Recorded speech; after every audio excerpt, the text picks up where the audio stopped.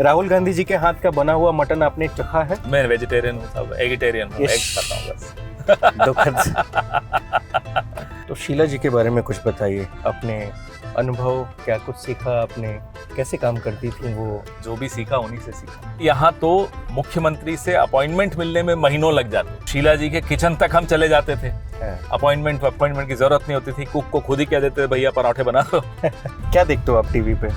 TV पे देखता हूँ तो कभी नेटफ्लिक्स देखता हूँ, कभी CNN, BBC ये सब देखता हूँ।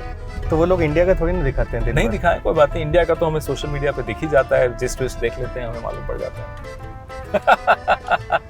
अपनी माशूका से भी अगर फोन पे बात करते होंगे तो क्या नॉर्मल कॉल करते हैं या व्हाट्सएप कॉल करते हैं?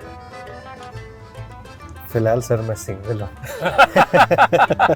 पेपर लीक पे बहुत ज्यादा चर्चाएं चल रही हैं आज के डेट में, देश भर में पेपर लीक हो रहा है। आने वाली पीढ़ियां माफ नहीं करेंगी अगर आपने इन लोगों को, इन ताकतों को अभी नहीं रोका तो। राजस्थान में आपकी सरकार थी, राजस्थान कांस्टेबल भर्ती 2018, लाइब्रेरियन भर्ती 2018।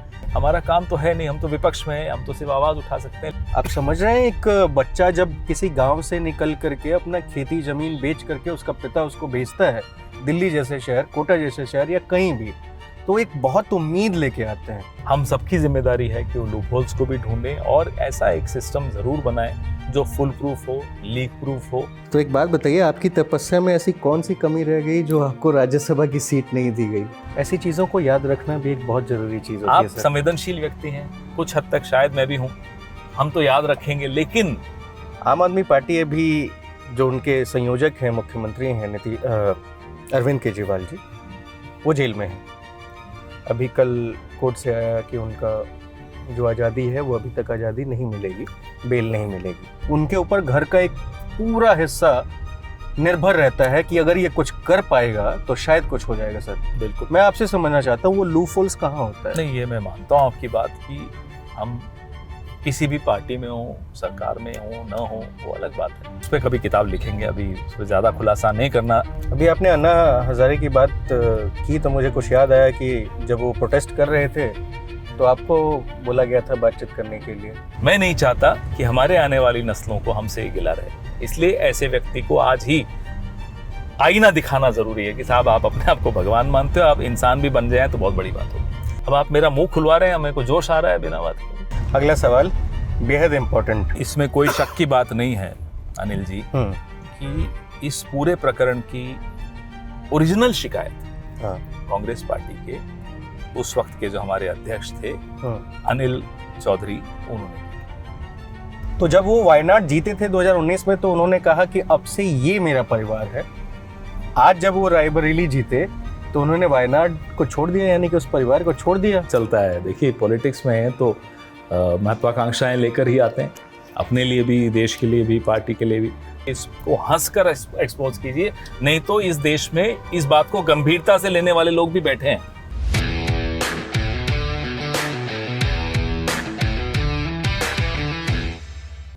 नमस्कार, मेरा नाम अनिल शारदा है। इस वक्त हम लोग दिल्ली में हैं और ये हमारा ऑन द रिकॉर्ड का शो है और हमारे साथ आज जो गेस्ट हैं वो पवन खेरा जी हैं। आप हर जगह इन्हें देखते ही रहते हैं।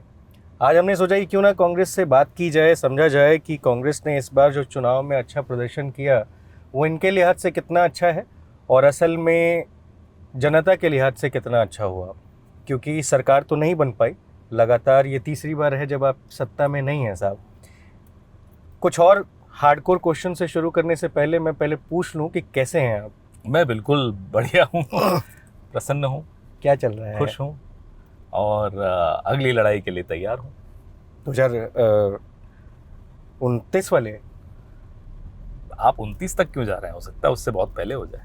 कुछ होने वाला है क्या सर? राजनीति में हमेशा कुछ न कुछ होता रहता है और होगा। चलिए देखिए, उम्मीद लगा के बैठना उचित है। बिल्कुल। क्या रूटीन रहता है सर पवन सर आप लोगों का, डेली रूटीन? अभी तो थोड़ा बेहतर है, चुनाव के वक्त तो कोई रूटीन था ही नहीं। न सुबह का होश था, न रात का होश था, न खाने का होश था। वो तो चलता है। वो दिन मिस भी करते हैं। वो अलग ही, वो कहते हैं ना, एड्रेनलिन बड़ा हाई होता है उस वक्त। तो उसको स्लो डाउन करने में अभी बड़ा समय लग रहा है। अभी भी आदत वैसी ही हो गई है, सुबह जल्दी उठ जाना और फिर उसके बाद इतना काम तो होता नहीं जितना होता था पहले। ठीक है, तो अब धीरे धीरे अब अपनी वापस से फिटनेस पे जाएंगे, थोड़ा शुरू करेंगे एक्सरसाइज। और तो किताबें पढ़ने का बहुत शौक है, तो पढ़ते रहते हैं। तो कितने घंटे काम करते हैं आप? 18 घंटे? मैं मोदी जी की तरह महान तो नहीं हूँ सर, 18 घंटे तो नहीं करता। अच्छा। हाँ, लेकिन चुनाव के वक्त तो 20 घंटे भी कर रहे थे। हाँ। अब 16 घंटे तो करते हैं। 16 घंटे, ठीक है। आपने अपना शुरुआत राजनीति का शुरू किया था शीला दीक्षित जी के साथ, उसके पहले पत्रकार थे आप? नहीं, मैंने राजनीति की शुरुआत यूथ कांग्रेस से की थी 1990 के लगभग। हाँ। और फिर जब राजीव जी की हत्या हुई तो फिर मैंने छोड़ दिया था। हाँ। और एनजीओज में काम करना शुरू किया था, डेवलपमेंट सेक्टर में उदयपुर में। अच्छा। फिर उसके बाद ये काम मुझे उड़ीसा ले गया, मध्य प्रदेश ले गया, देश के अलग अलग हिस्सों में, गुजरात ले गया। तो इस काम से सीखने को बहुत मिला, इस देश की ग्रामीण भारत की हकीकत जानने को बहुत मिला। मुझे लगता है वो 91 से लेकर और 98 तक का पीरियड मेरा एक ट्रेनिंग का पीरियड था, इस देश को समझने के लिए जो मौका मिला। 98 से मैं फिर वापस से शीला जी के साथ जब जुड़ा, तब से राजनीतिक रूप से सक्रिय हुआ। और राजनीतिक ट्रेनिंग सारी फिर शीला दीक्षित जी के साथ ही हुई। तो शीला जी के बारे में कुछ बताइए, अपने अनुभव, क्या कुछ सीखा आपने, कैसे काम करती थी वो? जो भी सीखा उन्हीं से सीखा। जो 2-3 मुख्य बिंदु हैं उनके नेतृत्व शैली के भी और उनके व्यक्तित्व के भी। निष्ठा, लॉयल्टी, एक विचारधारा के प्रति, एक पार्टी के प्रति, नेतृत्व के प्रति, वो मुझे लगता है वो सबसे महत्वपूर्ण पाठ जो हमारे कई नेताओं को सीखना चाहिए, हमारी पार्टी के कई नेताओं को भी सीखना चाहिए। मैं उनसे सीखा हूँ। और माइनर डिटेल में जाना, वो मैं सीख रहा हूँ, अभी सीखा नहीं हूँ। अभी भी मेरे में वो शायद सब्र नहीं है जो उनमें मैंने देखा था। किसी भी मुद्दे पर चर्चा जब करें तो उसके ऐसे ऐसे पहलुओं पे बात करती थी, समझने की कोशिश करती थी, जो हम लोग आम जिंदगी में करते नहीं हैं। हम डेलीगेट करके फिर छोड़ देते हैं। वो डेलीगेट तो करती थी, लेकिन साथ साथ समझती रहती थी हर पॉइंट पर कि अब क्या होगा, इसके बाद ये होगा तो क्या होगा। तो वो जो जिज्ञासा कह लो उसको, या माइनर डिटेल के प्रति जो उनकी एक सोच थी कि होना चाहिए, मालूम होना चाहिए, वो बहुत अच्छा उनसे मैं सीखने को मुझे मिला। और पेशेंस, राजनीति में पेशेंस से बड़ा और कुछ नहीं होता। पर आप ये भी कह रहे हैं कि अभी भी सीख रहा हूँ। हाँ, अभी तो सीख रहे हैं, बिल्कुल। उनका वो तो एक जिसको कहते हैं विशाल सागर जिसको कहते हैं सब्र का, वो थी। कोई ऐसा किस्सा याद है उनके साथ का, इंटरेस्टिंग चीज? बहुत किस्से हैं, अब चर्चा में याद आते रहेंगे, जरूर सुनाऊंगा। लेकिन जैसे रोज सुबह भीड़ से मिलने की जो उनका था, रोज सुबह उनके घर के दरवाजे खुले होते थे, कोई भी बिना अपॉइंटमेंट के भी मिल सकता था। हम लोग कई बार इम्पेशेंट हो जाते थे, अरे आप तो कल ही आए थे फिर आ गए, तो डांटती नहीं थी, बहुत कम डांट, 1-2 बार पड़ी होगी। लेकिन वो अपने कंडक्ट से हमें दिखा देती थी कि नहीं, ऐसे कंडक्ट नहीं करना चाहिए। वो उसी व्यक्ति को जिसको मैंने डांटा होगा या थोड़ा इम्पेशेंट होकर कहा होगा, भैया आप कल तो आए थे फिर आ गए, तो उसी से वो कंधे पे हाथ रख के बात करेंगी, लाओ दिखाओ, कागज दिखाओ, और फिर बेटा इसका काम आज करवा देना। तो हमें भी इशारा समझ में आ जाता था कि साहब ये गलत बोल गए हम। ये होता है तरीका किसी को हैंडल करने का, किसी की समस्या को हैंडल करने का। ऐसे कई उदाहरण मैं आपको रोज के दे सकता हूँ। जो बैग में उनके पास 500 रुपये हों, 1000 रुपये हों, 5000 रुपये हों, 2-3 घंटे के बाद वो कुछ नहीं होता था। कोई आता था कि साहब मुझे अस्पताल जाना है, दवाई लेनी है, कोई कहता था मुझे वापस राजस्थान जाना है या पटना जाना है, टिकट के पैसे नहीं हैं, तीर्थ ले जाना है माँ बाप को, पैसे नहीं हैं। तो हम लोग ने अपनी जेब तो बिल्कुल खाली रखते थे कि पता नहीं उनका खत्म होगा फिर हमसे बोलेंगी भाई दे दो। तो ऐसे ये रोज का हमारा किस्सा होता था, लेकिन बहुत सीखने को मिला। और इंग्लिश में थोड़ा बोलूं तो चलेगा? हाँ चलेगा। Her heart was in the right place. बहुत कम लोगों में आप दिखता है कि दिल एकदम सही जगह पर। मुझे राहुल जी में बहुत दिखता है। हार्ट अगर आपका सही जगह पर है तो दिमाग भी साथ देगा, लोग भी साथ देंगे और आप चल निकलेंगे। उन्होंने हमको ये सिखाया। तो पिछले 10 से 11 सालों में आपने क्या वो चीज़ दिल्ली में अभी जो सरकार है आम आदमी पार्टी की, अरविंद केजरीवाल के भीतर देखा क्या कि वो एक्सेसिबिलिटी हो आम जनता की कि उनके पास जाके मिले? बिल्कुल नहीं। हमारे कुछ साथी हैं जो आम आदमी पार्टी में चले गए, वहाँ एमएलए भी बने हैं, कुछ नहीं भी बन पाए होंगे, लेकिन जो एमएलए बने हैं वो भी कई बार जब संपर्क में आते हैं तो बताते हैं कि साहब आपके वहाँ हमारे वक्त, आप नहीं कहते, कहते हैं हमारे वक्त तो शीला जी के किचन तक हम चले जाते थे, अपॉइंटमेंट की जरूरत नहीं होती थी, कुक को खुद ही कह देते थे भैया पराठे बना दो। बोले यहाँ तो मुख्यमंत्री से अपॉइंटमेंट मिलने में महीनों लग जाते। तो वो बात है ही नहीं। अब वो तो आप कोई तुलना कर ही नहीं सकते, ना सरकार की शैली में, ना किसी व्यक्ति के, अलग, हर व्यक्ति अलग होता है, लेकिन कोई तुलना नहीं। आप लोगों ने गठबंधन कर लिया है आम आदमी पार्टी से, खासकर दिल्ली में तो किया ही हुआ है। कर लिया था, अब खत्म हो गया? नहीं, दिल्ली में अब कहाँ है, लोकसभा तक के लिए। लोकसभा तक था ना? बिल्कुल। तो वो इंडिया अलायंस अब खत्म हो चुकी है? नहीं, इंडिया अलायंस बिल्कुल बरकरार है। राष्ट्रीय स्तर के मुद्दे, राष्ट्रीय स्तर पे हमारा अलायंस है, लेकिन दिल्ली में अब कोई अलायंस नहीं है। तो थोड़ा सा आम आदमी पार्टी को लेकर के सवाल पूछूं? आप पूछिए ना, आप तो हमारी पार्टी को लेकर भी पूछिए, आम आदमी को भी लेकर पूछिए, इसमें थोड़ी कोई। आपने कभी जिस देखा है हमारा show on the record? Imran भाई का देखा था मैंने। अच्छा, इमरान प्रतापगढ़ी जी का। इसके अलावा कोई और? नहीं, मैं बीच बीच में कुछ देखता रहता हूँ। कैसा लगा था आपको? बहुत बढ़िया फॉर्मेट लगा मुझे। फॉर्मेट अच्छा है। एक इनफॉर्मल फॉर्मेट होता है तो अच्छा रहता है, गप लगाने में फायदा होता है। और हमारी कोशिश रहती है कि सरकार चाहे जिसकी भी हो और पार्टी के नेता चाहे जिस पार्टी के भी हो, उनसे जुड़े हुए सवाल पूछे जाएं।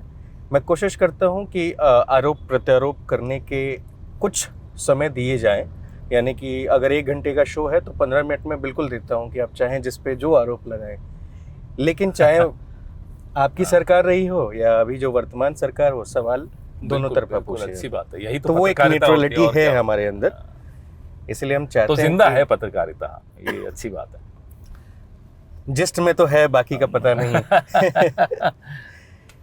आम आदमी पार्टी अभी जो उनके संयोजक हैं, मुख्यमंत्री हैं अरविंद केजरीवाल जी, वो जेल में हैं। अभी कल कोर्ट से आया कि उनका जो आज़ादी है वो अभी तक आज़ादी नहीं मिलेगी, बेल नहीं मिलेगी। इस पूरे प्रकरण को आप कैसे देखते हैं?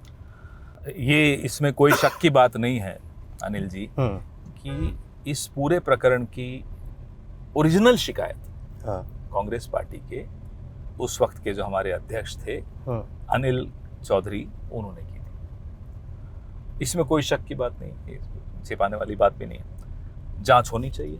मुझ पर आरोप लगे उसकी भी जांच होनी चाहिए, किसी पर भी आरोप लगे जांच होनी चाहिए। यही अगला कदम होता है आरोप के बाद का। लेकिन ये जो दोगली नीति है कि अगर हेमंत सोरेन हैं तो गिरफ्तार होंगे, अरविंद केजरीवाल हैं तो गिरफ्तार होंगे, अजीत पवार हैं तो क्लीन चिट मिल जाएगा, प्रफुल्ल पटेल हैं तो क्लीन चिट मिल जाएगा, छगन भुजबल क्लीन चिट मिल जाएगा, हेमंता बिस्वा शर्मा ना केवल क्लीन चिट मिलेगा, चीफ मिनिस्टर बन जाएंगे, शुभेंदु अधिकारी क्लीन चिट। तो ये जो वॉशिंग मशीन कल्चर इस देश में पिछले 10 साल से 8 साल से तो देख ही रहे हैं, ये वॉशिंग मशीन कल्चर इस देश के लिए और लोकतंत्र के लिए और न्यायिक प्रणाली के लिए अच्छा नहीं। ठीक, अजीत पवार को आपने कहा, छगन भुजबल को आपने कहा और हेमंता बिस्वा शर्मा को आपने कहा। शारदा चिटफंड घोटाला की बात आप कर लीजिए, कोल ब्लैक काउंटन घोटाला है, या फिर मैं आपसे ये जानना चाहता हूँ कि जब ये लोग आपकी पार्टी में थे तो आपने उन पर कार्रवाई क्यों नहीं करी? ठीक, बहुत अच्छा सवाल है। हम जब नरेंद्र मोदी जी 2014 का प्रचार कर रहे थे प्रधानमंत्री बनने के लिए, तब अशोक चौहान जी का नाम लेते थे, आदर्श घोटाला का नाम लेते थे, हेमंता बिस्वा शर्मा के खिलाफ व्हाइट पेपर निकलते थे, प्रफुल्ल पटेल जी के खिलाफ हवाई जहाज खरीद का एक तथाकथित स्कैंडल, प्रफुल्ल पटेल जी के खिलाफ तो नरेंद्र मोदी जी प्रचार में कहते थे कि दाऊद इब्राहिम से इनके संबंध हैं। भाई, या तो आप तब झूठ बोल रहे थे, आप माफी मांगिए, या आप सच बोल रहे थे तो अब आपने इन्हें वापस अपने साथ क्यों ले लिया? तो साबित तो उन्हें करना है ना। आपने कहा कि आप पर आरोप लगे, आपने कार्रवाई क्यों नहीं की? आरोप के बाद जांच होती है, जांच के बाद सही या गलत साबित होता है, उसके बाद कार्रवाई होती है। हम लोग तो ऐसे कई बार मुझे लगता है मूर्खता भी हमने की। आरोप लगे, इस्तीफा ले लिया। क्यों? अभी तो सिर्फ आरोप लगे, इस्तीफा क्यों ले? लेकिन ये सम्मान था, मीडिया के प्रति सम्मान था, जवाबदेही के प्रति सम्मान था, विपक्ष के प्रति सम्मान था, और एक लोक लाज का भय था कि भाई लोगों को क्या लग रहा होगा, परसेप्शन क्या जा रही होगी। चलिए कोई बात नहीं, जांच होने तक आप साइड में हो जाइए, आप इस्तीफा दे दीजिए। हमने किया ही 3, 4, 5 बार किया। नटवर सिंह जी के साथ किया, शशि थरूर जी के साथ किया, कईयों, पवन बंसल जी के साथ किया, अश्विनी कुमार जी के साथ किया, कईयों के साथ किया। अब लगता है कि शायद बेशर्मी ही सही गुण है। इनको देखकर तो यही लगता है। मैं आपको उदाहरण देता हूं, 2014 के बाद कैबिनेट में निहाल चंद जी थे, रेप का मुकदमा था, रेप के आरोप थे, मोदी जी ने तो नहीं हटाया। बृजभूषण शरण सिंह पार्टी में थे, हैं, रहेंगे, बेटे को टिकट भी दे दी। साध्वी क्या नाम था उनका, निर्मल, ऐसा ही कुछ नाम था, जो मंत्री भी बनाई। और प्रज्ञा ठाकुर को दिल से माफ नहीं करने की बात करने वाले, उनको डिफेंस की कमेटी में रखा, बनाए रखा। ऐसे कई लोग हैं। मैं आपको और उदाहरण देता हूं। अभी एक Indian institute of mass communication में है,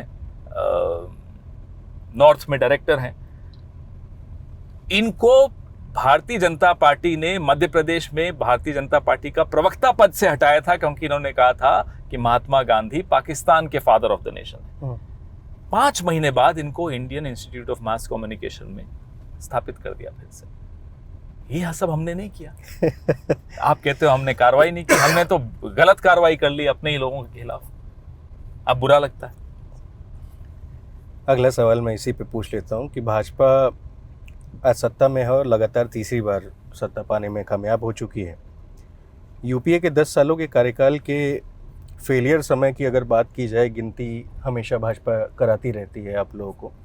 वो कहते हैं कि 2010 में हुए 12 दिनों का राष्ट्रमंडल खेल घोटाले में घोटाले से भरा हुआ था, लेकिन अब 2023 में साल भर का G20 हुआ और सरकार बीजेपी की बहुत खुशी के साथ इस बात को जाहिर कर रही है कि हमने बहुत ही सफल कार्यक्रम कराया।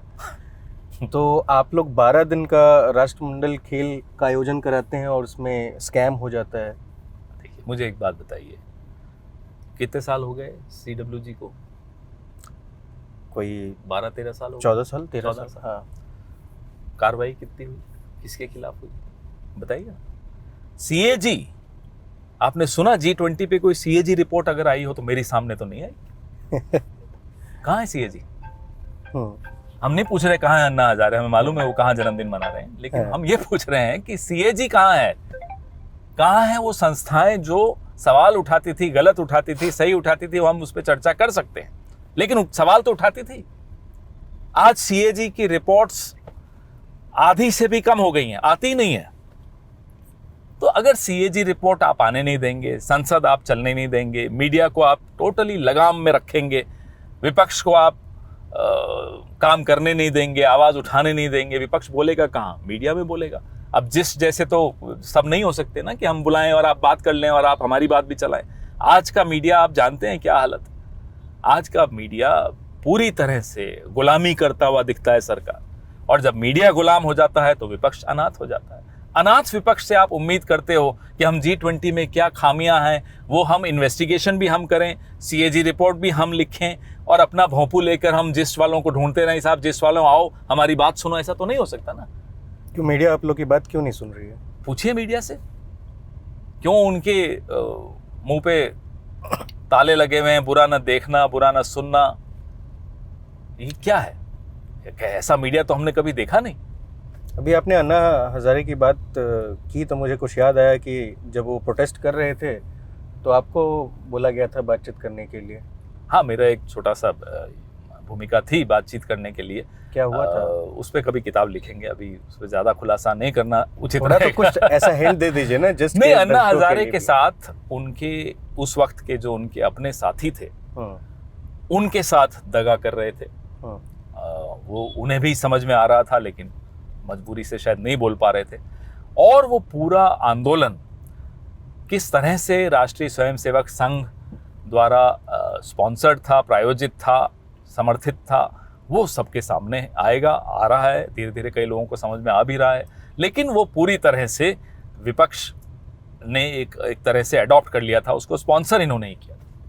एक बेसिक सवाल आपने कई बार जवाब दिए होंगे, मैं अपनी समझ के लिए दोबारा से आपसे जानना चाहता हूँ, किन कारण से 2014 में 10 साल सत्ता चलाने के बाद भी कांग्रेस सत्ता से बाहर हो गई और अब तक वो सत्ता के मुहाने तक भी नहीं पहुंच पाई? कई कारण है जो विमर्श होना चाहिए कि नहीं? बिल्कुल होना चाहिए, क्यों नहीं होना चाहिए? इसमें कारण बहुत हैं और विमर्श होता भी है, हम लोग भी करते हैं, और अंदर भी हम लोग अंदर भी चर्चा चली रही होती है, अपने आप से भी बात हो रही थी कहाँ गलत थे हम लोग।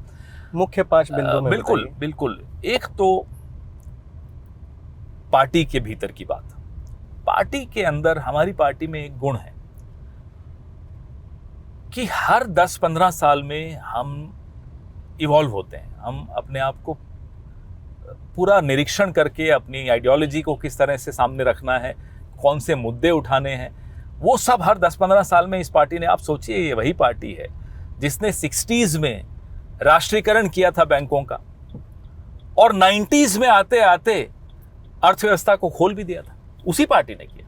लेकिन 60s की जो मांग थी वो अलग थी, उस मांग को भी एड्रेस किया, और 90s की जो मांग थी, जो आवश्यकता थी, उस आवश्यकता को भी केटर किया। ये गुण है इस पार्टी में। जब भी हम ये करना बंद कर देते हैं, आत्मनिरीक्षण करना बंद कर देते हैं, और जो लगातार विश्लेषण होता रहता है, हम अपनी जिंदगी के बारे में, आप भी करते होंगे साहब, 5 साल पहले मैंने ये सोचा था, मैं कहाँ पहुंचा, अगले 5 साल में मुझे क्या करना चाहिए, ये सब जो हमको करना चाहिए वो शायद हम लोगों ने नहीं किया, जिसका खामियाजा भुगता। दूसरा बिंदु, सरकार में रहकर हम लोग, जैसा मैं अभी आपको उदाहरण दे रहा था, हम बहुत ज्यादा संजीदा हो गए थे जवाबदेही के प्रति। इतना आवश्यकता थी नहीं, नया मीडिया उस वक्त आ रहा था, नए चैनल्स आ रहे थे, नए मीडिया को 24 घंटे खुराक चाहिए थी, विजुअल्स चाहिए थे, खबरें चाहिए थी, ब्रेकिंग न्यूज़ चाहिए थी, राउंड द क्लॉक कुछ ना कुछ उनको चलाने की मजबूरी थी। और जाहिर सी बात है कि जो भी उनके हाथ लगेगा वो बताएंगे, उसके बारे में चर्चा करेंगे, हम उसको बड़ा गंभीरता से ले लेते। हमारे यहाँ उस वक्त हम लोग बड़े सकपका जाते थे, अरे साहब CAG रिपोर्ट में नाम आया, अरे टाइम्स नाउ में चल रहा है, NDTV में चल रहा है, आज तक में चल रहा है, क्या है चल रहा है, जवाब दीजिए, आगे बढ़िए, जांच होने दीजिए। हम लोग, मुझे लगता है, उसको ज़्यादा ओवर रिस्पॉन्ड करने लग गए। मुझे बहुत अच्छी तरह याद है, नाम नहीं लूँगा, एक संपादक ने मुझे चाय पे बुलाया, वो थोड़े चिंतित थे, ये 2010-11 की बात रही होगी, आप लोग मीडिया को इतना गंभीरता से क्यों ले रहे हैं? तो मैंने कहा मतलब नहीं, बोले ये तो टीवी का काम है दिखाना, टीवी का काम है सवाल उठाना, हमारा काम है सवाल उठाना, आप ये इतना सीरियसली हर चीज़ का जवाब देने क्यों आ जाते हैं? थोड़ा stop taking television and media seriously. ये अच्छी सलाह थी, उस वक्त मुझे नहीं समझ में आई थी, आज समझ में आ रही है। बार बार जाके प्रेस कॉन्फ्रेंस करके बताना, बात प्रेस कॉन्फ्रेंस की नहीं है, बात है इस्तीफे ले लेना। क्यों इस्तीफे ले रहे हो आप? लेकिन एक वो भी एक शैली थी सरकार चलाने की, मुझे लगता है वो बड़ी संवेदनशील शैली थी, we were responsive to the people. आज वो शैली दूर दूर तक नहीं दिखती, लेकिन उस शैली से हमें क्या मिला? और दो बिंदु बताया आपने, कितने मांगे थे? मैंने 5 बिंदु मांगे थे। और मुझे ये भी लगता है, मेरी समझ थोड़ा सा और डेवलप हो पाए। बिल्कुल ठीक है। मुझे ये लगता है कि शायद हम में से कुछ लोग थोड़े एरोगेंस में भी आ गए। कई बार, हमें नाम मत पूछिएगा, हमारे ही सब साथी हैं, लेकिन कई बार लगा मुझे कि हम लोग, एक आध बता देंगे तो थोड़ा सा, आप क्यों मेरी नौकरी खत्म करना चाहते हैं, लेकिन नाम तो छोड़ दीजिए, हम सब इंसान हैं, हाड़ मास के पुतले हैं, कभी हम भी एरोगेंट हो जाते हैं, मैंने अपने आप में भी कई बार देखा था उस वक्त, तो मेरा ही नाम समझ लीजिए। तो एरोगेंस बहुत हम लोगों में सरकार में रहने के बाद आ ही जाता है, आ जाता है, और नहीं आना चाहिए। शीला जी में मुझे कभी नहीं दिखा, तो वो एक और गुण उनका मुझे याद आया, बिल्कुल कभी कतई एरोगेंस नहीं दिखा। 15 साल बहुत होते हैं, लेकिन नहीं था एरोगेंस। कुछ लोगों में आया, उसका नुकसान हुआ। 3 बिंदु काफी है मुझे लगता है। चलिए ठीक है। चुनाव खत्म हो चुके हैं साहब, 99 सीटें आपने जीती हैं, 99 प्लस 3 - 1, ठीक है, 102 सीट मान लेते हैं। खुश हैं आप लोग? जी बिल्कुल। ये आप सोचिए, भारतीय जनता पार्टी को 2 से 303 पे आने में कितने साल लगे।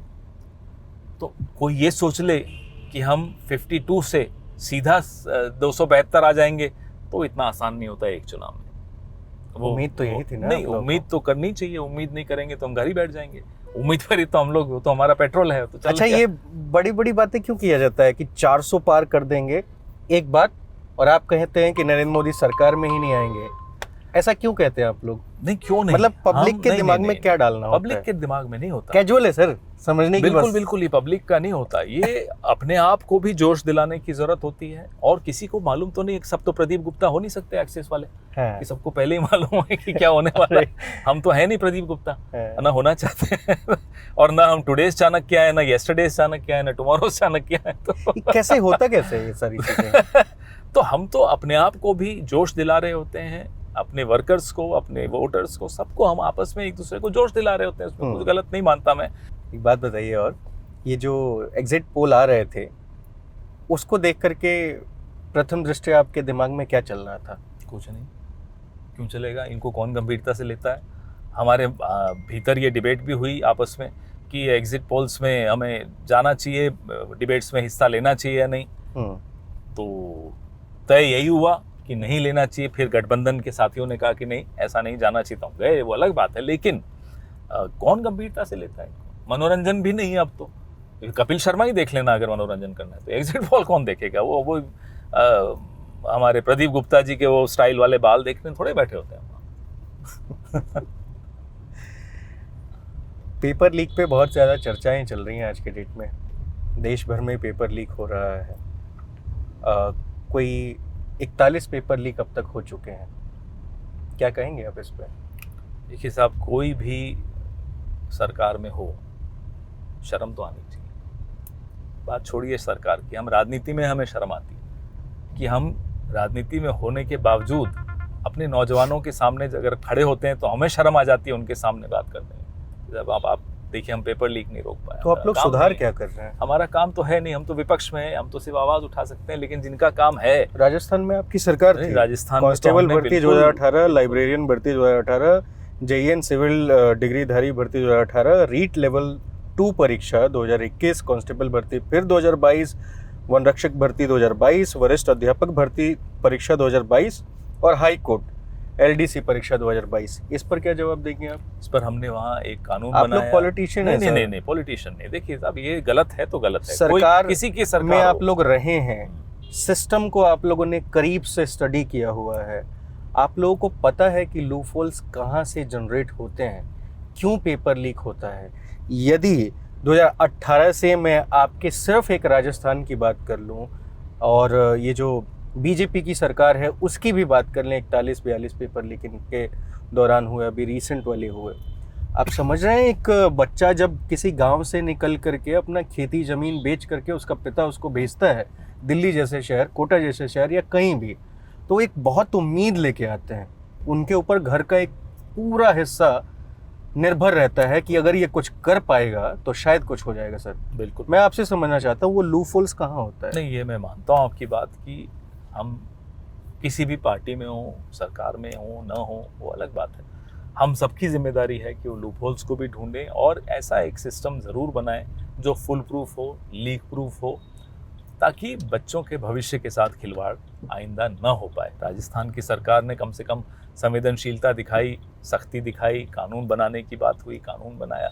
लेकिन आप जो 10 साल से पावर में हैं, विश्वगुरु बनते हैं, उनका अपना राज्य गुजरात में देख लीजिए। मैं माफी चाहता हूँ सर, क्योंकि मैं कोशिश करता हूँ हमेशा, ये मेरा आदत है कि मैं अपने गेस्ट को टोकूं नहीं। बिल्कुल। पर यदि किसी इस तरह की कोई बात होती है ना, अभी रिसेंट में उत्तर प्रदेश के उप मुख्यमंत्री केशव प्रसाद मौर्य के साथ इंटरव्यू में बैठा था, उनसे भी सेम मैंने सवाल यही चीज़ पूछे। उन्होंने उठा के कहा कि ये बसपा और सपा के दौरान की चीज़ें हैं, हमने कानून बनाया है। भाई, या तो आप लोग जनता को एकदम कठपुतली समझ के बैठे हैं कि आपने कानून बनाने की बात कह के यदि अगर आप निकल जाएंगे तो पिछले 5 साल में आपने क्या किया साहब? वो नहीं, हमारे तो सरकार जब थी राजस्थान में, तो आप उसकी तुलना पिछली सरकार से करेंगे तो उसमें बेहतर हमारा रहा, लेकिन कानून हम ही ने बनाया, इसमें कोई शक की। और अशोक गहलोत जी ने प्रधानमंत्री से भी अपील की कि साहब आप कोई कड़ा कानून ऐसा लाइए जिससे कि ये कहीं भी पुनरावृत्ति न हो सके। तो जितनी हम कर सकते थे उतना ज़रूर किया, हो सकता है आपको उसमें कोई कमी दिखे, हो सकता है कमी हो, उसमें मैं नहीं बहस करूंगा, बिल्कुल कमियां दूर होनी चाहिए, भले किसी की भी सरकार हो। लेकिन 10 साल से आप विश्वगुरु बने हुए हैं। गुजरात रिकॉर्ड तोड़ पेपर लीक, आपके पास तो सारे आंकड़े रहते हैं, मैं देख रहा हूं, इतने पेपर लीक वहां हुए हैं। तो कहीं ना कहीं हम सबको मिलकर इसमें कोई रास्ता निकालना चाहिए। हम तैयार हैं, सरकार हमारे साथ हमें बुलाए, बैठे, विशेषज्ञों को बुलाई। लेकिन आप जब देखते हैं कि एनटीए क्या है, ये एनटीए अभी थोड़े दिन पहले तक मैं सोचता था सरकारी है, पहले मुझे भी लगता था। मुझे तो परसों मालूम पड़ा कि सरकारी नहीं है, ऑटोनॉमस है।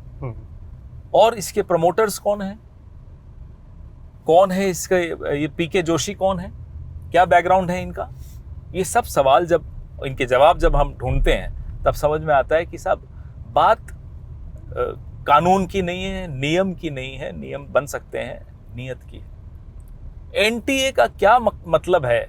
अभी एनटीए पर एक जांच बैठी हुई है।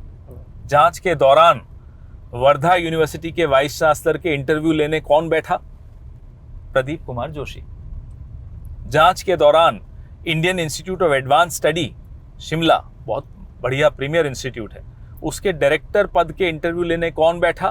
प्रदीप कुमार जोशी। जांच के दौरान आज भी प्रदीप कुमार जोशी वही एनटीए, वही उनके निदेशक हेड जो हैं, अपॉइंटमेंट्स कर रहे हैं, इंटरव्यूज ले रहे हैं, सिलेक्शन कमिटीज बना रहे हैं। क्यों? एनटीए का क्या योगदान है? एनटीए क्यों बनाया गया? कौन है ये लोग? अब इस पे भी तो चर्चा होनी जरूरी है। पूरा भविष्य देश का, देश की स्वास्थ्य सेवाओं का, देश के नौजवानों का आप एक एनटीए के हाथ में दे देते हैं, और एनटीए पूरा आरएसएस अपने कंट्रोल में रख के अपने अपने ढंग से अपनी विचारधारा के लोग उसमें भरते चले जाएं। आप रखिए विचारधारा के लोग, कोई बात नहीं, हम जब आएंगे हम अपनी विचारधारा के रखेंगे, उसमें मुझे आपत्ति नहीं है। कम से कम भविष्य के साथ खिलवाड़ तो मत कीजिए। कौन है जगदीश चंद्र जो पहले जेएनयू में थे, एनटीए के प्रमोटर हैं? कौन है ये, क्यों है? ये सवाल का जवाब तो नौजवानों को भी मिलना चाहिए। ठीक, अभी कांग्रेस दफ्तर में आ गए, एक नया एलिमेंट है हमारे लिए। एक कांग्रेस का दफ्तर का एक फटाफट टूर हो जाए, आप कहाँ बैठते हैं, क्या करते हैं, ये सारी चीज़ें पे चल लें। मेरा फ़ोन भाई अंदर ही है, बट मैं ले लेता हूँ।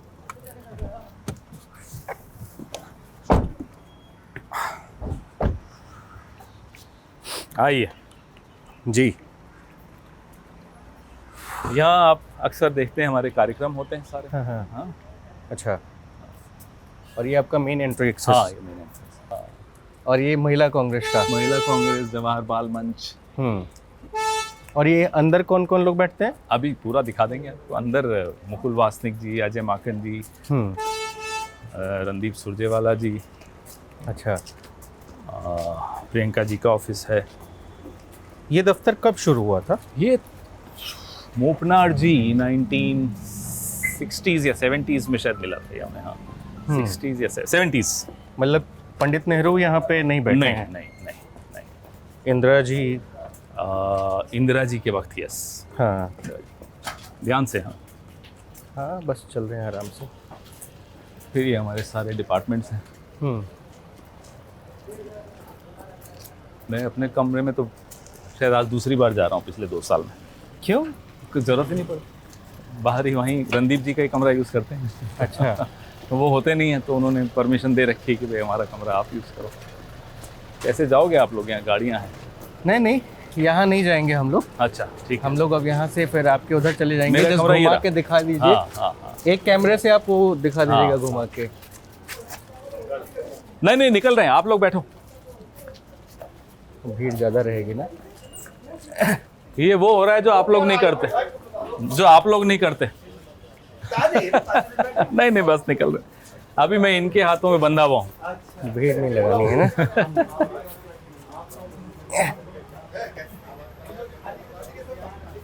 मौसम ठीक हो गया। इस साइड से प्रियंका जी वगैरह सबको ही आ जाते हैं। वहाँ 10 जनपद पूरा वहाँ से आते हैं। राहुल जी को भी नया घर मिल गया है? नहीं, अभी तो नहीं, अभी नहीं मिला। नहीं, अभी नहीं मिला।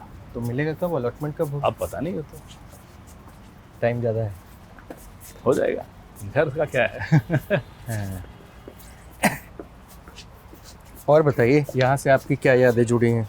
कब से आप पहली बार यहाँ यहाँ तो बैठना शुरू शीला जी किए? के वक्त से आते थे लगातार। शीला जी का घर भी यहाँ पास ही में था, हाँ, तो लगातार दिन में एक राउंड तो होता ही था यहाँ। और यहाँ बैठना शुरू तो मतलब यहाँ आना शुरू तो हो गया 2014 से, 10 साल लगातार। जब दिल्ली सरकार से हारे उसके बाद तो यहाँ आते ही रहते थे लगातार। आपको बैठना है 2 मिनट तो अंदर बैठ सकते हैं। हाँ 2 मिनट बैठा आइए, जाएगा। आइए। आपका दफ्तर जहाँ आप बैठते हैं बस दिखाया तो जाए कम से कम।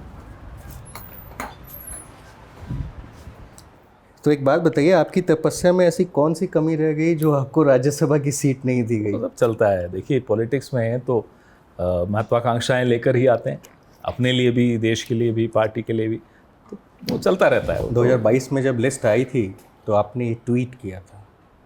अपने से शिकायत थी कि और मेहनत करनी चाहिए, और कर रहे हैं। सिर्फ यही सोच रहे थे? तपस्या में कमी है, तपस्या और बढ़ाई, भगवान नहीं बदला।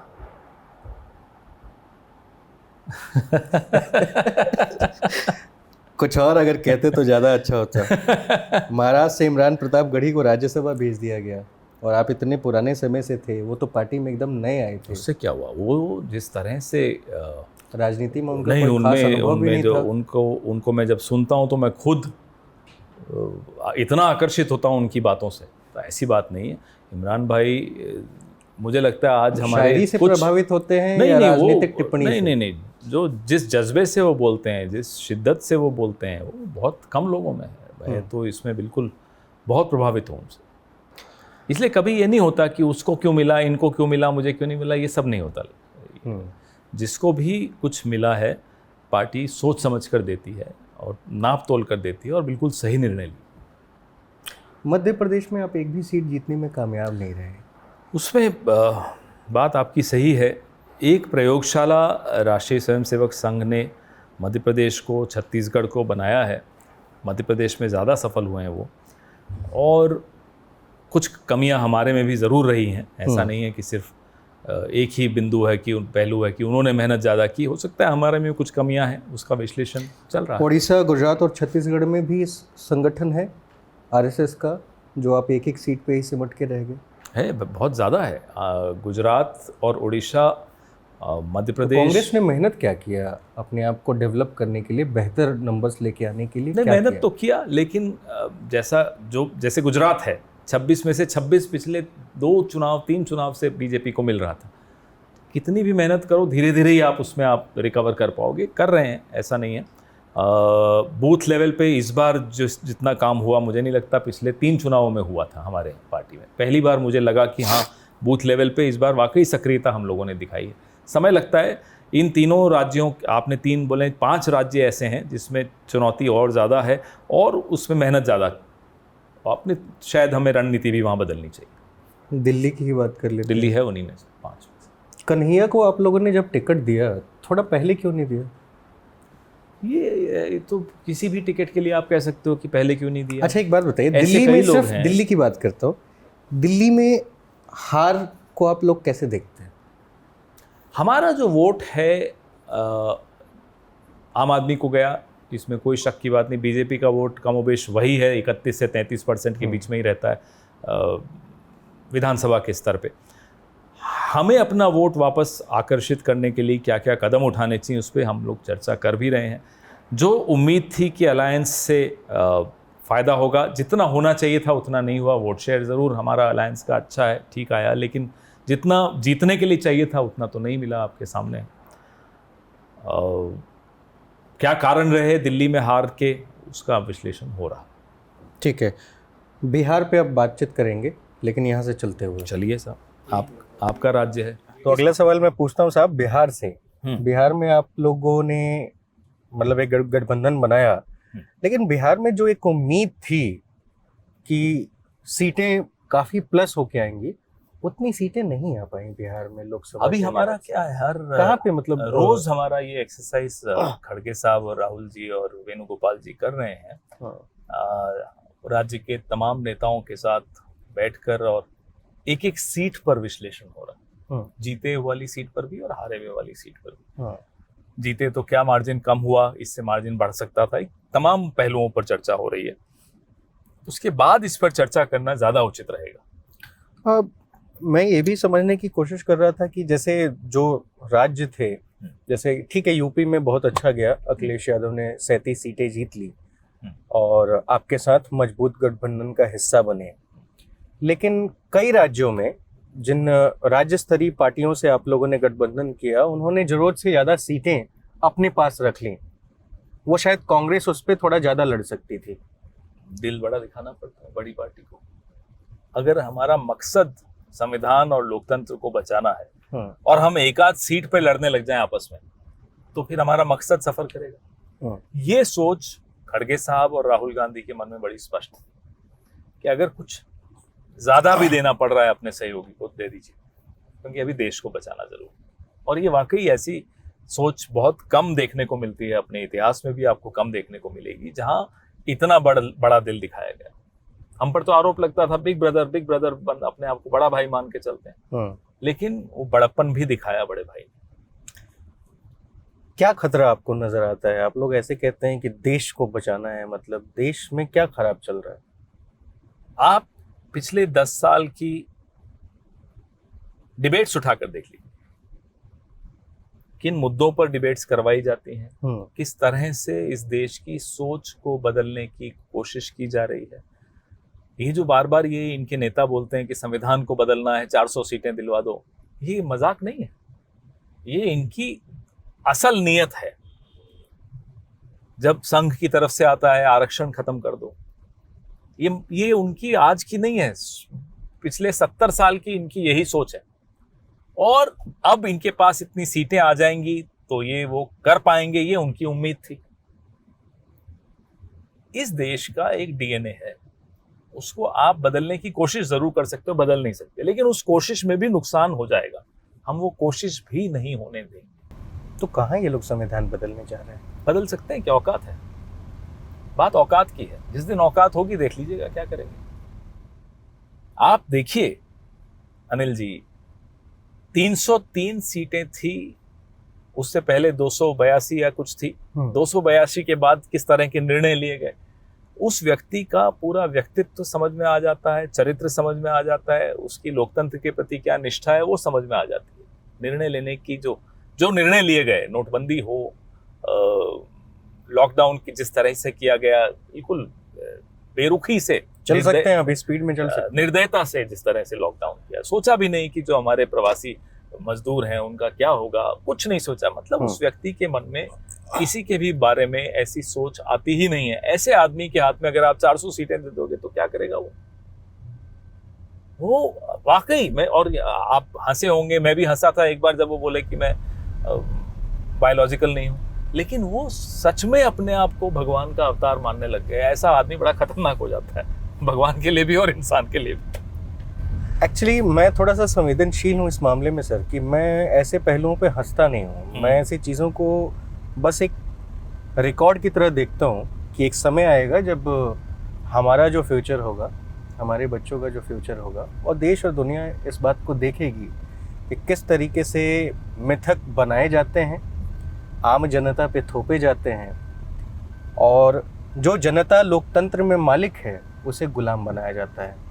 मैं फिर किसी एक पार्टी की बात नहीं करूंगा। आप कह रहे हैं ना, आपने कहा आप हंसते नहीं हैं। इस बात पर अगर आज हम नहीं हंसे ना तो आने वाली पीढ़ियां रोएंगी। इसको आप आज ही इसको एक्सपोज करिए, इसको हंसकर एक्सपोज कीजिए, नहीं तो इस देश में इस बात को गंभीरता से लेने वाले लोग भी बैठे हैं। ऐसी चीजों को याद रखना भी एक बहुत जरूरी चीज होती है। आप संवेदनशील व्यक्ति हैं, कुछ हद तक शायद मैं भी हूं, हम तो याद रखेंगे, लेकिन आने वाली पीढ़ियां माफ नहीं करेंगी अगर आपने इन लोगों को, इन ताकतों को अभी नहीं रोका तो। आज भी मैं जर्मनी में बहुत जाता हूं, मेरे कई दोस्त हैं जर्मनी में, पार्लियामेंट में भी हैं, एमपीज हैं। आज भी उनकी यही शिकायत है कि उनके जो पिता और दादा की पीढ़ी थी उसने सही वक्त पे एक्सपोज क्यों नहीं किया हिटलर। आज भी उनको ये शिकायत है, ये गिला है, अपने ही बुजुर्गों से ये गिला। मैं नहीं चाहता कि हमारे आने वाली नस्लों को हमसे ये गिला रहे, इसलिए ऐसे व्यक्ति को आज ही आईना दिखाना जरूरी है कि साहब आप अपने आप को भगवान मानते हो, आप इंसान भी बन जाए तो बहुत बड़ी बात हो। अगला सवाल बेहद इम्पोर्टेंट। लोकतंत्र में आपको आज़ादी है कि आप 2 जगहों से चुनाव लड़ सकते हैं। राहुल गांधी अमेठी से हार गए, बहुत सधी हुई सीट जो शुरू से उनकी सीट थी, उनके परिवार की सीट थी, उनके खानदान की सीट थी, वहाँ से 2019 में स्मृति ईरानी उन्हें हरा देती हैं। तो कौन साथ देता है? वायनाड साथ देता है। इस बार वो फिर से 2024 में वायनाड से चुनाव लड़ते हैं, लेकिन अमेठी से नहीं लड़ते हैं, रायबरेली से लड़ते हैं। वो सीट जिसे सोनिया गांधी जी छोड़ती हैं और वो राजस्थान से राज्यसभा जाती हैं। सही कह रहा हूँ ना?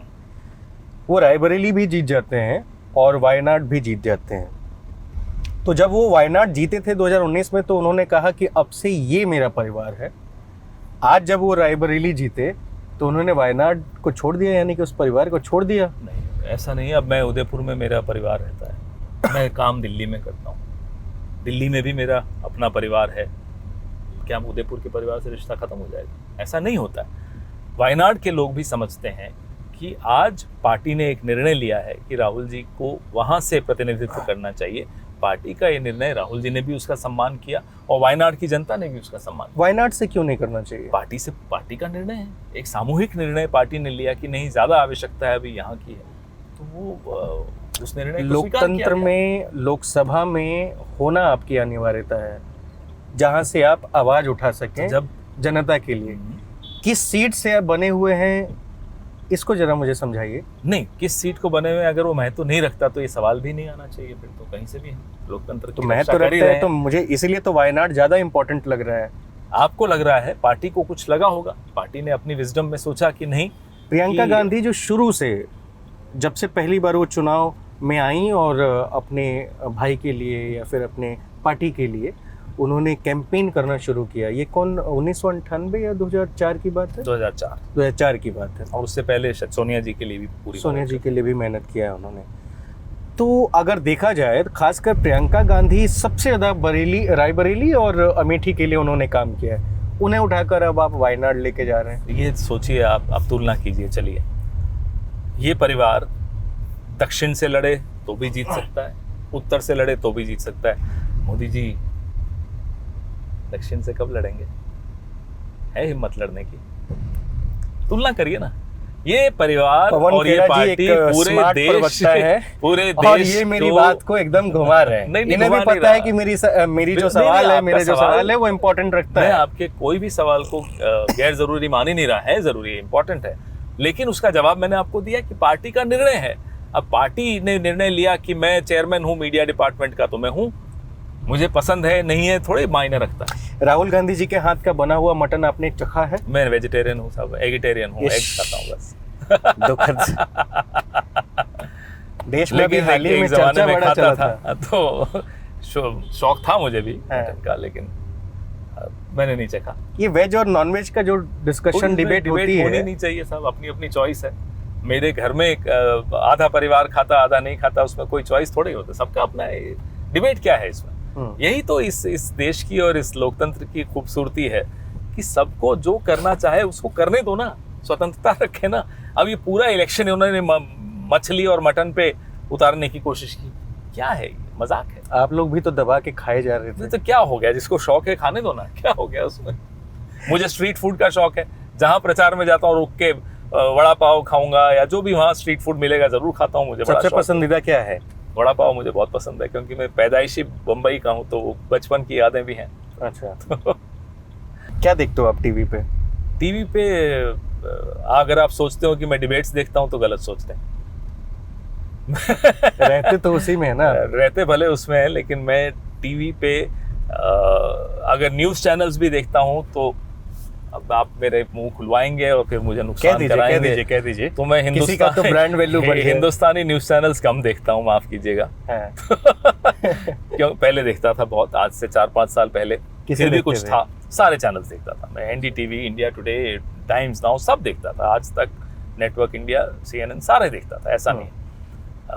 लेकिन धीरे धीरे मुझे लगा कि मेरा मानसिक स्वास्थ्य बिगड़ जाएगा अगर ये देखता रहूँगा। मैं अपने मानसिक स्वास्थ्य के प्रति चिंतित था, इसलिए मैंने ये देखना बंद किया। अब मैं देखता हूँ तो कभी नेटफ्लिक्स देखता हूँ, कभी CNN, BBC ये सब देखता हूँ, न्यूज़ चैनल्स भी देखता हूँ बाहर वाले। वहाँ फिर भी ऐसा नहीं लगता कि मानसिक स्वास्थ्य बिगड़ सकता। तो वो लोग इंडिया का थोड़ी ना दिखाते हैं? नहीं दिखाएं, कोई बात नहीं। इंडिया का तो हमें सोशल मीडिया पे दिख ही जाता है, जिस ट्विस्ट देख लेते हैं हमें मालूम पड़ जाता है। हमने कोई भी कोलैबोरेशन नहीं किया है और पवन खेरा जी हमें स्पॉन्सर भी नहीं कर रहे हैं, इसलिए जिसका नाम बार बार ले रहे हो तो ऐसी कोई बात नहीं है। आपके जो प्रश्न हैं वो लोगों जब सुनेंगे उन्हें समझ में आ जाएगा स्पॉन्सरशिप नहीं। नहीं तो ऐसे सवाल नहीं पूछते आप मुझसे। दिल्ली में पानी की बड़ी किल्लत है, बताइए ना कुछ, पानी की समस्या को कैसे दूर 15 करेंगे? साल हम सरकार में थे। मैंने देखा है शीला दीक्षित जी को सुबह 5 बजे उठकर अफसरों को तलब करते हुए, हरियाणा के अपने काउंटर पार्ट से, उस वक्त हुड्डा जी थे, उनसे बात करते हुए, मायावती जी थी उत्तर प्रदेश में, उनसे बात करते हुए, तमाम लोगों से, और अटल जी तक के दरवाजे पे दस्तक देते हुए, ये सब करते हुए मैंने शीला दीक्षित जी को देखा है। कभी उन्होंने कॉन्फ्रंटेशन की पॉलिटिक्स अवॉइड की, हमेशा अवॉइड की, कोशिश की कि हर हफ्ते एलजी के यहाँ जाती थी। आपको मालूम है विजय कपूर एलजी थे 98 में जब शीला दीक्षित जी मुख्यमंत्री बनी, हर हफ्ते एलजी के यहाँ भले कोई फाइल पे चर्चा करनी हो या नहीं करनी हो, कर्टसी कॉल हो, जाती थी। हैरान हो जाते थे एलजी साहब की, ये तो उन्होंने नियम बना दिया, और उन्होंने बोला एलजी साहब को, देखो मैं हर थर्सडे आऊंगी, काम हो या नहीं हो चाय पिला देना। एक काम करने की स्टाइल थी। सोनिया विहार वाटर ट्रीटमेंट प्लांट लड़ झगड़ के, संघर्ष करके उन्होंने यहाँ स्थापित किया और लाभ हुआ दिल्ली की जनता को। आपको ये नज़ारे देखने बंद हो गए थे, टैंकर्स पे लोग लड़ रहे हैं और अखबारों में फोटोएं छप रही हैं, टीवी पे दिखाया आता था, ऐसा भी नहीं कि बहुत कम हो गया था, बहुत कम हो गया था, ना के बराबर था। लेकिन अब तो रोज का किस्सा वही वापस से हो गया। तो ये क्या कारण है, कहाँ से संवेदनशीलता की कमी है? पानी पे मेरे पास 2 और सवाल हैं, मैं दोनों सवाल लूंगा यहीं से। क्या है कि जैसे बार बार केजरीवाल सरकार ये कह रही होती है कि हमें तो केंद्रीय सरकार कुछ काम करने ही नहीं दे रही है, हमें एलजी कोई काम करने ही नहीं दे रहा है। अब बताइए, जल बोर्ड आपके पास है, बावजूद इसके अगर पानी की व्यवस्था को लेकर के आप कुछ महत्वपूर्ण कदम नहीं उठा रहे हैं, तो क्या सचमुच ऐसा होता है कि केंद्रीय सरकार काम करने नहीं देती है? देखिए साहब, मैं तो अपना अनुभव बता सकता हूँ 15 साल का। हाँ, मुझे बताइए। 98 से 2003 तक अटल जी की सरकार थी। 4 में हम लोग यूपी आ गया था, 2004 तक समझ लीजिए आप, 2004 के मई तक, और उसके बाद यूपीए थी ही। ऐसा ब्रेकडाउन होते हुए मैंने नहीं देखा। मैं आपको एक उदाहरण, एक किस्सा याद आया मुझे। मेट्रो से लेकर और भी 4, 5, 6 फाइलें लेकर शीला दीक्षित जी अटल जी से मिलने गए। 6 की 6 1 घंटे की बैठक के बाद अटल जी ने कहा नहीं, इसमें से एक भी संभव नहीं। मंत्री भी थे शीला जी के, उनके साथ अफसर भी थे, सब थे हम लोग। शीला जी ने कहा चल रख दीजिए फाइलें साइड में, एक चाय और पिलाइए। अटल जी थोड़े सक पकाए, लेकिन फिर सभ्य व्यक्ति वो भी थे, तो चाय और आई। चाय पीते पीते शीला जी ने कहा कि आज आपने बड़ा मुझे दुखी किया, बड़ा परेशान होकर मैं बाहर जा रही हूँ, बाहर मीडिया को मैं कहूँगी और बड़े भारी मन से कहूँगी कि अटल जी को दिल्ली की कोई चिंता नहीं है। हंसते हुए बोली। अटल जी बहुत काबिल पॉलिटिशियन थे, वो भी समझ गए कि क्या बोल रहे हैं। तो बोले बैठो आप। फिर बुलाया। 6 की 6 फाइलें 1-1.5 घंटे बाद क्लियर हुई और बाहर निकली, और बाहर उन्होंने जाकर तारीफ की कि केंद्र सरकार और हमारी सरकार ने बहुत अच्छा फैसले मिलकर लिए हैं, ये फैसले। तो काम करते हुए हमने देखा है, ये सारे काम हमने होते हुए देखे हैं। बिना केंद्र सरकार के संभव ही नहीं था। हमारी सरकार आई केंद्र की, तो यस थोड़ा और आसान हुआ, इसमें कोई शक की बात नहीं है। लेकिन मैंने जैसा आपको कहा, ब्रेकडाउन होते हुए कभी देखा ही नहीं। हमेशा मिल बैठकर समस्या का निदान, अगर आपकी नीयत सही है तो होता है। अब यहाँ मुझे नहीं मालूम किसकी नीयत सही है, किसकी खराब है। तो आज जो आतिशी कर रही हैं, आज हॉस्पिटल में भी थी, अखिलेश यादव भी उनसे मिलने गए थे, ये जो अनशन कर रही हैं बावजूद जल मंत्री होने के साथ, इसे आप कैसे देखते हैं? कांग्रेस कैसे देखती है? इसमें इस स्थिति तक क्यों आए, ये स्थिति कैसे पैदा हुई, इस पर भी हमें कुछ चर्चा करते रहना चाहिए कि क्यों हो रहा है ऐसा, क्यों ब्रेकडाउन हुआ। और आज से नहीं हुआ है, 2014 से मैं तो लगातार यही देख रहा हूँ कि ब्रेकडाउन हो रहा है। कोई एलजी हो, ब्रेकडाउन ही ब्रेकडाउन है। तो दोनों तरफ से कहीं कोई कमी है और इनको दूर करना चाहिए, क्योंकि दिल्ली की जनता सफर कर रही है, परेशानी तो इनको हो रही है। पानी के संचयन की कोई व्यवस्था नहीं है। ना ही कोई ऐसा खास प्लान। जो रेनी वेल्स हैं, हर साल यदि आप इस बात की दुहाई देंगे तो नहीं हो पाएगा नहीं ना? नहीं नहीं, मैं बिल्कुल सही सहमत हूँ। हमारे वक्त हम लोग रेनी वेल्स की मेंटेनेंस रख रखाव में बहुत ध्यान रखते थे। मुझे लग रहा है आप गठबंधन धर्म निभा रहे हैं, क्योंकि कुछ नहीं नहीं नहीं, खास मैं तो खुल के बोल रहा हूँ नहीं अपना, पा रहे हैं। अपने आपको मैं अगर अपने 15 साल की तुलना करने को कह रहा हूँ तो, और ये भी बोल रहा हूँ कि स्थिति क्यों उत्पन्न हुई है, और गठबंधन अभी दिल्ली में हमारा नहीं है, तो वो बात नहीं है। बात है कि रेनी वेल्स का रखरखाव किसकी जिम्मेदारी है? राज्य सरकार की जिम्मेदारी। क्यों नहीं कर रहे? रेजर्वॉयर्स बनाने की जिम्मेदारी किसकी है? राज्य सरकार की है। कुछ हद तक केंद्र सरकार की परमिशन चाहिए हैं, डिपेंडिंग किसकी जमीन है उस पर। तो क्यों नहीं हो रहा ये सब? क्यों नहीं हुआ ये सब? डीसिल्टिंग का काम कौन करेगा? तो ये सब काम अपनी अपनी जिम्मेदारियां समझते हुए, दिल्ली की जनता के बारे में सोचते हुए करने में कौन रोक रहा है किसको, है मुझे नहीं समझ में आ रहा। ठीक है। और मुझे लगता है आने वाले विधानसभा चुनाव में दिल्ली की जनता इन दोनों पार्टियों को जवाब देगी। साल 2012 में आपने अरविंद केजरीवाल को एक मानहानि नोटिस भेजा था, याद है आपको? हाँ बिल्कुल याद है। शीला दीक्षित जी पर हाँ हाँ बिल्कुल, उन्होंने बिजली चोरी करने की टिप्पणी हाँ, की थी। बिल्कुल माफी मांगा उन्होंने? माफी तो नहीं मांगा, लेकिन अगर मैं इस मुकदमे को और आगे ले जाता तो मांग भी लेता, कि कईयों से मांगी है, ऐसी बात नहीं। किससे किससे? सिब्बल साहब से मांगी है, अरुण जेटली जी से मांगी है, और भी मैंने सुना है और नेताओं से भी उन्होंने माफी मांगी है। मजीठिया से शायद मांगी। साल 2012 की बात तो हो गई, अब इमरजेंसी पे आते हैं। इमरजेंसी के दौर को आप जो अभी चल रही है वो वाली, या कोई और इमरजेंसी? सवाल तो होने दीजिए सर, क्योंकि ये सरकार कह रही है इमरजेंसी तो अभी इस सरकार पे आप लोग इमरजेंसी लगवा रहे हैं, और ये सरकार आपके इंदिरा जी की सरकार की इमरजेंसी को याद कर करके कहती है कि वो इमरजेंसी होती है। आप बताइए, ऐसी इमरजेंसी को आप कैसे देखते हैं? कांग्रेस कैसे देखती है? मुझे एक बात बताइए, वो इमरजेंसी बाकायदा फाइल पे साइन होकर घोषणा करके लगाई गई? ऐसा तो नहीं कि कोई नहीं, वो उस पे आएंगे, अभी रुकिए। आपने सवाल पूछा है तो जितना लंबा सवाल है उससे थोड़ा लंबा तो उत्तर होगा ना। अब जिस व्यक्ति ने या जिस सरकार ने वो इमरजेंसी लगाई, उसी सरकार ने, उसी व्यक्ति ने वो इमरजेंसी हटाई, फिर से चुनाव करवाए, चुनाव में सजा पाई, सजा स्वीकार की, उसके बाद 2.5 साल में फिर से जनता ने वापस बुलाया कि नहीं आप ही ठीक थे। चैप्टर क्लोज हुआ या नहीं हुआ? और उस इमरजेंसी के विषय में हमारा नेतृत्व कई बार कह चुका है कि वो अनफॉर्चुनेट था, गलत था। अब फिर बार बार आप सुनना चाहते हैं तो मैं भी कहता हूं बिल्कुल अनफॉर्चुनेट था, गलत था, लेकिन हटाई भी उसी व्यक्ति ने जिसने लगाई थी। आज बिना फाइल पे साइन किए आप कितने, मुझे नहीं मालूम आप शादीशुदा हैं या नहीं है? नहीं हो सर, मैं नहीं है। तो फिर आप अपनी माशूका से भी अगर फोन पे बात करते होंगे तो क्या नॉर्मल कॉल करते हैं या व्हाट्सएप कॉल करते हैं? फिलहाल सर मैं सिंगल हूँ। मैं सिर्फ आपको ये बताना चाह रहा हूँ, मैं जानना नहीं चाह रहा वो सरकार को मालूम होगा आपकी माशूका है या नहीं है, मुझे जानने की आवश्यकता नहीं है। लेकिन मैं आपको ये बताना चाह रहा हूँ अनिल जी कि आज लोग अपने परिवार के सदस्यों से भी बात करते हुए व्हाट्सएप और सिग्नल और फेस टाइम की बात करते हैं। उन्हें इतना डर है इस सरकार का। क्यों है ये डर? क्या आवश्यकता है इस डर की? हमारे वक्त अन्ना हजारे बैठे थे, क्या हमने उनको देश विरोधी कहा, खालिस्तानी कहा, पाकिस्तानी कहा? क्या कहा हमने, बताइए? हमने उनसे वार्ता की, चर्चा की, उनकी बात मानी, जन लोकपाल बिल जो उन्होंने कहा वैसा बनाया। आज किसानों को क्या हालत है? उनको खालिस्तानी बता दोगे? नौजवानों को कह रहे हैं, आप ही की बिरादरी के व्यक्ति हैं अर्नब गोस्वामी, मैं उनका उस दिन ट्विटर पे आया उनका एक, मैं तो हंस के पागल हो गया। कह रहे हैं अर्नब इज विथ यू। ये धमकी है ऐसा लग रहा था, स्टूडेंट्स को कह रहे थे। विपक्ष को छोड़ दीजिए, उनकी बातों में मत आए। अरे विपक्ष का काम है मुद्दे उठाना।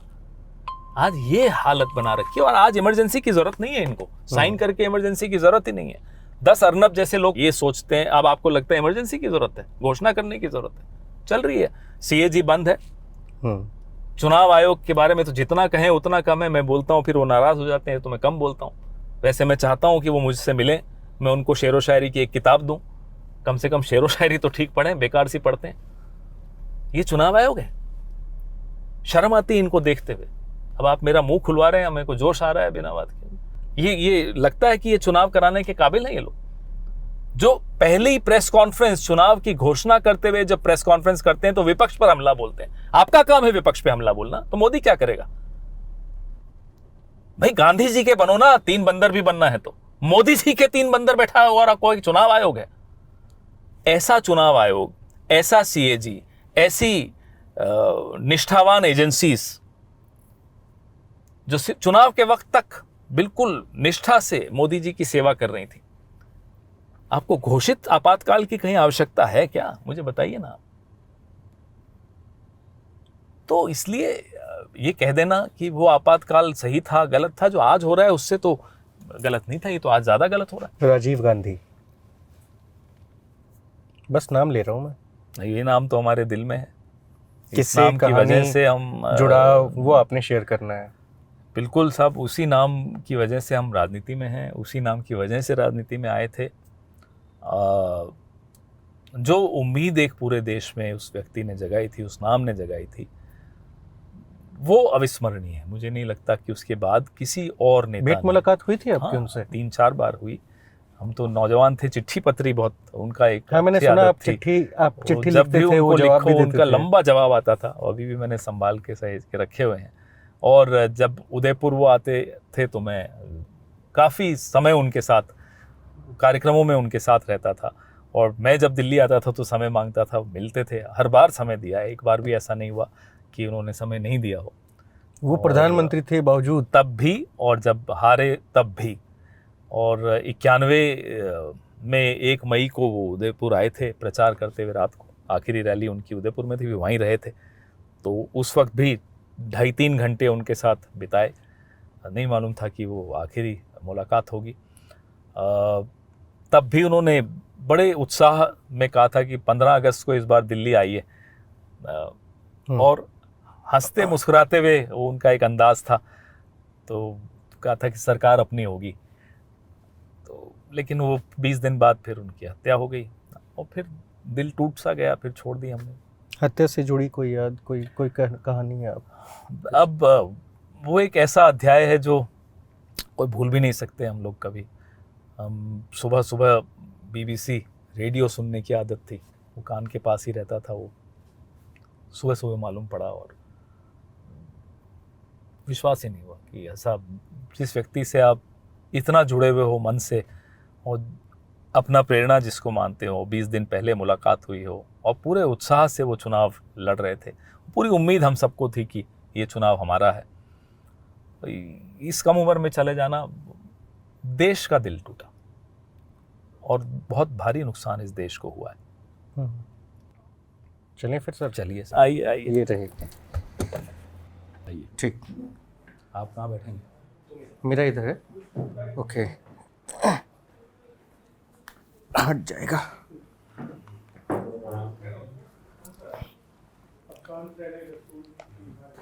डन, बताओ शुरू करें? हाँ हाँ हाँ, भेज दीजिए, चलते चलते भेज दीजिए, कोई समस्या नहीं। बस यहाँ पे सबके फ़ोन साइलेंट है ना? मेरा नहीं है। यहाँ पे साउंड थोड़ा ज़्यादा कर देगा। कर दूँ? हाँ, कर दीजिए।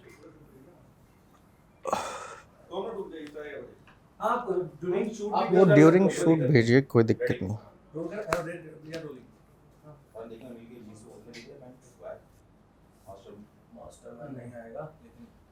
कोई नहीं, देखने दो, सब नेचुरल है हमारा। सही है ना पांडे जी? आवाज़ नहीं जाना चाहिए, क्योंकि सर की आवाज़ बहुत ऊंची है। अच्छा, ऊंची है आपकी? अच्छा, मैं तो नॉर्मल बात करता हूँ। टीवी डिबेट्स की बात कर रहा हूँ सर। हाँ वैसे। पवन जी, मुझे एक चीज़ बताइए, आप लोग नरेंद्र मोदी जी के इस बार इटली जाने पर विवाद इतना क्यों खड़ा कर रहे थे? किसने खड़ा किया? हमने तो कोई विवाद नहीं। कांग्रेस ने इस पूरे दौरे को लेकर के कहा कि बिना बुलाए आप चले गए, बिन बुलाए मेहमान हो गए। भारत का प्रधानमंत्री विदेश जाए और वहाँ उनको रिसीव करने अपनी एम्बेसी के लोग आए, बस अच्छी बात नहीं है। देश का अपमान होता है तो बुरा लगता है। तो इसके पहले भी तो वो जाते रहे हैं। हाँ, लेकिन उनको अटल बिहारी वाजपेयी रिसीव करने तो कोई आए, वहाँ के राष्ट्रीय अध्यक्ष आए, कोई मंत्री ही तो आ जाए। यहाँ तो अपने एम्बेसी के लोग खड़े थे, अच्छा नहीं लग रहा था देखकर। देश के प्रधानमंत्री जाते हैं तो देश का प्रतिनिधित्व करते हैं। वो अलग बात है कि वो वहाँ जाकर भी विपक्ष की निंदा करते हैं, वो चलिए ठीक है, वो उनकी प्रवृत्ति है, उनको तो हम नहीं बदल सकते। लेकिन प्रधानमंत्री का इस बार का विदेश का दौरा मुझे नहीं लगता कि देश को कोई बहुत बड़ा सम्मान देकर वो आए, वो अच्छा नहीं लगा। एक और चीज़ आरोप लग रहा है आप लोगों के ऊपर कि आप लोग इस यात्रा से इसलिए भी डर रहे थे क्योंकि अगस्ता वेस्टलैंड के कागजात कहीं प्रधानमंत्री जी को, भारत सरकार प्रधानमंत्री को को का कागज़ लेने जाना पड़ता है आजकल। जो कागज़ आने होंगे तो वो तो कैसे भी आ जाएंगे, इतनी टेक्नोलॉजी का ज़माना है, प्रधानमंत्री खुद जाएंगे टिकट बुक करके इकोनॉमी क्लास की। और फिर कैसी बात कर रहे हैं आप। ये सोशल मीडिया का एक ऐसा एक अजीब सा दौर है जिसमें हर बात चल पड़ती है कि प्रधानमंत्री गए कागज़ लाने। ऐसा कौन सा कागज़ है जो बिना प्रधानमंत्री के जाए आ नहीं सकता यहाँ। सोशल मीडिया को कैसे देखते हैं आप? ये एक माध्यम है, उस माध्यम को आप सही उपयोग करते हो, दुरुपयोग करते हो, वो आप पर है। हम भी दुरुपयोग कर सकते हैं अगर चाहें तो हम ये कह दें कि भारतीय जनता पार्टी इसका दुरुपयोग कर रही, तो हमें कौन रोक रहा है दुरुपयोग करने से? कर रहे हैं वो, आप सदुपयोग। लेकिन आप दुरुपयोग या सदुपयोग की बात से अगर इतर हट के मैं एक चीज़ कहूँ तो आज की डेट में सोशल मीडिया इसलिए बेहद इम्पॉर्टेंट है क्योंकि सरकार की सारी पॉलिसीज़ को आप बहुत तरीके से लोगों तक पहुंचा सकते हैं। दो तरह इसके का नेतृत्व इतर होता है कि आप किसी एक दूसरे के ऊपर लांछन ना लगाएं, ट्रोल्स ना खड़े करें। मैं सिर्फ इस पे एक थोड़ी हट के बात करना चाहूँगा। दो तरह का नेतृत्व, क्योंकि सोशल मीडिया पर चर्चा आज के दौर में बेहद इम्पोर्टेंट हो गई है। एक नेतृत्व वो होता है जो समाज को नेतृत्व देता है। मैं गांधी जी का उदाहरण दूंगा। आज़ादी का आंदोलन भी हो रहा था और समाज के अंदर जो खामियां थी, जो त्रुटियां थी, वो उनको भी दूर करने के लिए वो एक नेतृत्व दे रहे थे। छुआछूत उनमें से एक है। दूसरा नेतृत्व होता है कि जो समाज में फॉल्ट लाइंस हैं, जो खामियां हैं, उसका सदुपयोग करते हुए अपने आप को आगे बढ़ाएं। भारतीय जनता पार्टी का नेतृत्व वो है। समाज में अगर थोड़ी सी भी गुंजाइश नफरत की है तो उस नफरत को और बढ़ाएं। ये इनका नेतृत्व है, ये इनकी शैली है राजनीति। हमारी अलग है। हम लोग अकेले भी खड़े हों किसी बात को लेकर, अकेले खड़े रहेंगे लेकिन उस बात से नहीं हटेंगे। राहुल गांधी उसका एक जीता जागता उदाहरण। लेकिन इसी सोशल मीडिया की गिरफ्त में भारतीय जनता पार्टी है। मैं ये नहीं मानता कि सोशल मीडिया को भारतीय जनता पार्टी कंट्रोल करती है। भारतीय जनता पार्टी को और मोदी सरकार को और स्वयं नरेंद्र मोदी को सोशल मीडिया कंट्रोल करता है। वहाँ छोटी छोटी नफरतें, छोटी छोटी विवाद को वो उसकी इंतजार कर रहे होते हैं, उसको और कैसे बढ़ा सकें। तो जो अपना नेतृत्व, अपनी सरकार, जिसकी सरकार मोहताज हो सोशल मीडिया की, उस सरकार से आप क्या उम्मीद करते हैं वो समाज में कुछ परिवर्तन ला सकेगी? नहीं, लेकिन कंट्रोल तो गवर्नमेंट का ही है ना। जैसे अभी चर्चाएं चल रही हैं, कंट्रोल्ड बाय सोशल मीडिया है। Social media is not controlled by government. ठीक है, मैं इसमें एक और पूरा एजेंडा इस सरकार का सोशल मीडिया तय करता है। तो सोशल मीडिया से वो लोग करवाते हैं ना, लोग रखे हुए हैं करने के लिए। बात ये कौन करवा रहा है हमें नहीं मालूम। कौन सी ताकतें हैं, कोई इंडस्ट्रियलिस्ट हैं, कोई अदानी है, कौन है, हमें नहीं मालूम। लेकिन एजेंडा सेट सोशल मीडिया करे जिस सरकार का। मैं आपको अभी थोड़ी देर पहले गाड़ी में बता रहा था कि हमारे पर ये आरोप कुछ लोगों ने लगाया कि मीडिया हमारा एजेंडा तय कर रहा है, हम रिएक्ट करने लग गए थे। ये सरकार सोशल मीडिया को रिस्पॉन्ड करती, हम मीडिया को रिस्पॉन्ड करते थे। दोनों गलत है।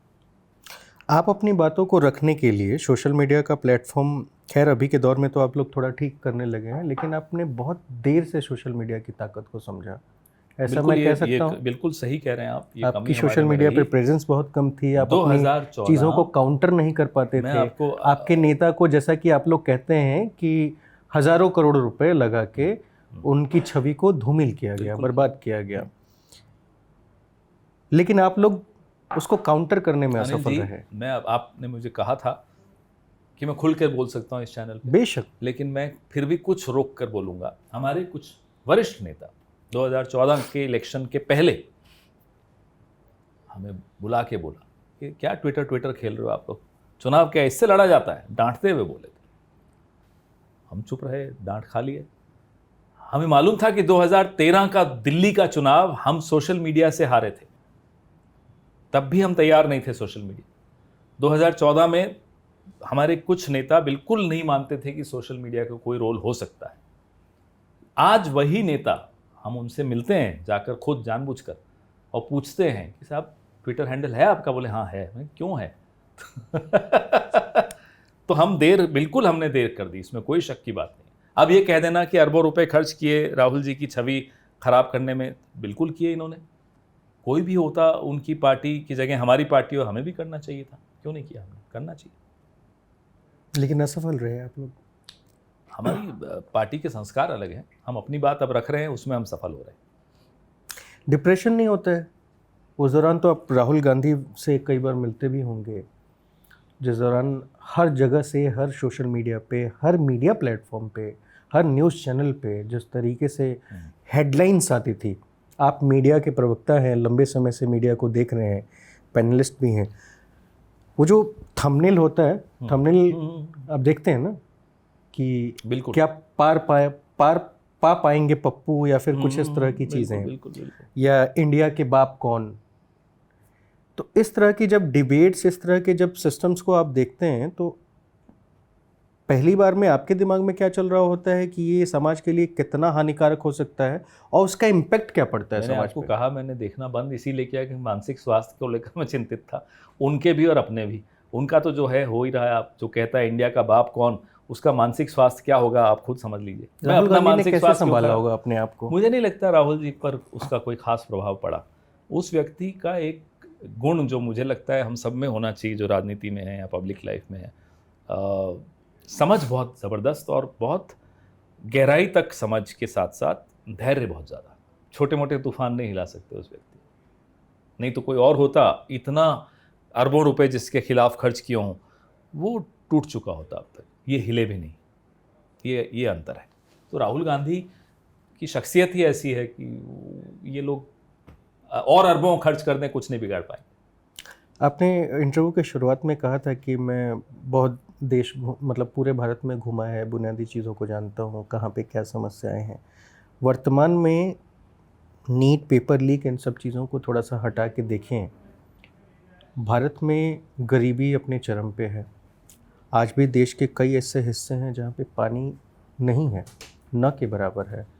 राजस्थान, महाराष्ट्र, लातूर में सूख रहे हैं, ख़त्म हो रहे हैं। सर, आपकी क्या पॉलिसीज़ है, आपके क्या विजन है कि यदि आप सरकार में आते हैं तो, जब भी आएंगे, और अगर नहीं है तो जिस सरकार के साथ आपको लड़ाई लड़नी है पानी की व्यवस्था के लिए, उसके संचयन के लिए, क्या प्लान हो सकता है आपका? देखिए, भारत जोड़ो यात्रा से शुरू कीजिए। उस यात्रा का मकसद क्या था? उस यात्रा का मकसद था संवाद स्थापित करना उन वर्गों से जिनकी आवाज़ लेगेसी मीडिया पर नहीं आती। मेन स्ट्रीम, अब मैं इनको नहीं मानता, इन चैनल्स को मेन स्ट्रीम में नहीं मानता, लेगेसी मीडिया पर अब नहीं सुनाई देती। उनके बारे में अब चर्चा बंद हो चुकी। हमारे वक्त एक कलावती की कहानी कई चैनल्स ने चलाई थी और अच्छा किया था, हम सबकी भी आंखें खुली, ऋण माफ़ी योजना आई, ये मीडिया का भी इसमें एक योगदान था। आज का मीडिया उन वर्गों तक जाता ही नहीं है, उनको वो मानता ही नहीं है, वो एग्जिस्ट ही नहीं करते। सहमी हुई है झोंपड़ी बारिश के खौफ से, और महलों की आरजू है बरसात और तेज हो। ये जो अंतर आ गया, झोंपड़ी और महल, इस अंतर को पाटने का काम सरकारों का होता है। पिछले 10 साल में आप देख रहे हैं कि ये सरकार सिर्फ और सिर्फ महलों का काम कर रही है, झोंपड़ियों की तरफ नजर नहीं है। तो न्याय की बात जो भारत जोड़ो यात्रा और भारत जोड़ो न्याय यात्रा में निकली, वो एक विजन स्टेटमेंट था हमारा कि नौजवान के साथ कैसे न्याय हो, किसान के साथ कैसा न्याय हो, श्रमिक जो हैं उनके साथ न्याय, नारी महिलाओं के साथ क्या न्याय, अलग अलग वर्गों के साथ न्याय की बात जो की, वो उसी विजन को, और वो विजन उन्हीं यात्राओं से निकल, उस संवाद से निकल कर आई कि कैसे निदान किया जा सकता है इन अलग अलग वर्गों की समस्याओं। हो रहे हैं। सरकार में तो हम नहीं हैं, लेकिन मजबूत विपक्ष हैं, तो ज़रूर इस सरकार को घुटनों पर लाएंगे और करेंगे। और जहाँ हमारी सरकारें हैं, मैं फिर से बुनियादी चीज़ थोड़ा सा समझना चाहता हूँ सर। 5 साल तो थे ना आप राजस्थान में, राजस्थान का तो एक इतिहास है कि कोई रिपीट होता नहीं है, अब तक तो खैर नहीं हो रहा है। हमारे सीनियर हैं राहुल श्रीवास्तव जी, हमारे जिस्ट में न्यूज़ डायरेक्टर हैं। बिल्कुल। राहुल श्रीवास्तव जी ने राजस्थान के एक बड़े छोटे से बॉर्डर वाले इलाके से एक ग्राउंड रिपोर्ट की थी जिसमें पानी के लिए मैं जब भी ऐसी बातें करता हूँ ना, मैंने देखा है अपनी आंखों से, तो वो एक भावुकता, वो जो एक दर्द होता है आम लोगों का, क्योंकि आप या तमाम नेता जो हैं वो दिल्ली में बैठे हैं, बड़े बड़े दफ्तरों में बैठे हैं, इसी की हवा खा रहे हैं, संसद भवन में भी अच्छी खासी एसी होगी, वहाँ जाने के बाद लोग उस गांव के लोगों की गर्मी और उनके सूखे हुए गलों को भूल जाता है। नहीं पहुँचा है सर पानी वहाँ पे। हमारे बिहार में हर साल बाढ़ आती है, और बाढ़ आती है तो एक इलाका, कोसी का इलाका डूबा रहता है, और बक्सर का इलाका, आरा का इलाका सूखा रहता है। कोई तरीका नहीं है कि उसको ठीक किया जाए। ये कोई एक समस्या नहीं। मैं फिर से अपने बिहार की बात करूँगा, और आपसे बात की जा सकती है ना, सिर्फ बिहार की भी हो तो मैं राजस्थान की भी कर लूँगा, मैं महाराष्ट्र की भी बात कर लूँगा। स्कूलों में जाइए ना सर, आज भी ढंग के बेंच नहीं है। किस सदी में हम 2024 में आप लोग विश्व गुरु की बात करते हैं, देश को यहाँ लेके जाने की बात करते हैं। किसने क्या सुधार कर दिया है? ऐसा नहीं है, ये आप गलत कह रहे हैं। जहाँ से यात्रा शुरू हुई वहाँ से देखा जाता है। जब यात्रा 1947 से शुरू मान लेते हैं, तब क्या स्थिति थी और आज क्या स्थिति है, में अंतर नहीं आया हो तब आप बिल्कुल सवाल उठा सकते हैं। मैं अंतर की बात नहीं कर रहा हूं। अंतर की ही बात करेंगे आप, क्योंकि सरकारें 5-5 साल के लिए आती हैं, अगले 5 साल हमें नहीं मालूम किसकी आएगी, पिछले 5 साल का मालूम है किसकी आई। तो अंतर ही से आप नापतोल तो तभी करेंगे, तुलना से ही कर पाएंगे। तो जब हमने शुरू किया तब से आज तक हम कहाँ पहुँचे हैं, ये इसका मतलब नहीं कि मंजिल पे पहुँच चुके हैं। यात्रा और सफ़र चल रहा है, लेकिन मंजिल क्या है ये मालूम होना चाहिए। उस मंजिल की दिशा में हमने कितने कदम उठाए वो आवश्यक है। उस मंजिल से और दूर जाने की तरफ कदम उठाए हों, जैसा कि पिछले 10 साल में देखने को मिला, तो आपका सवाल जायज़ है। लेकिन राजस्थान के जिन गांवों की आप बात कर रहे हो सकता है मैं भी वहाँ गया हूँ, हो सकता है मैं उन्हीं इलाकों से आया हूँ जहाँ पानी की दिक्कत है, हो सकता है मेरा बचपन भी उन्हीं मुसीबतों से निकला हो, अभी आपको शायद नहीं मालूम होगा।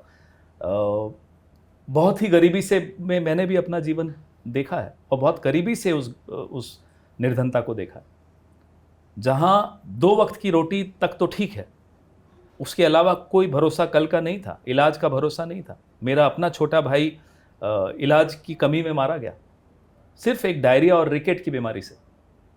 तो ऐसा नहीं है कि हमने मुसीबतें नहीं देखी, मुसीबतें और गरीबी देखते हुए हम यहाँ तक पहुँचे हैं। और अगर राजनीति में आए हैं तो शायद वो सबक जो उस वक्त सीखे हैं उसी सबक को लेकर हम राजनीति में आए कि नहीं, ये बदलना है। और उस जज्बे को लेकर भले विपक्ष में पिछले 10 साल से बैठे हैं, अगले 2-2.5 साल बैठेंगे, लेकिन लड़ेंगे और स्थिति को बदलेंगे, इसीलिए हम राजनीति में।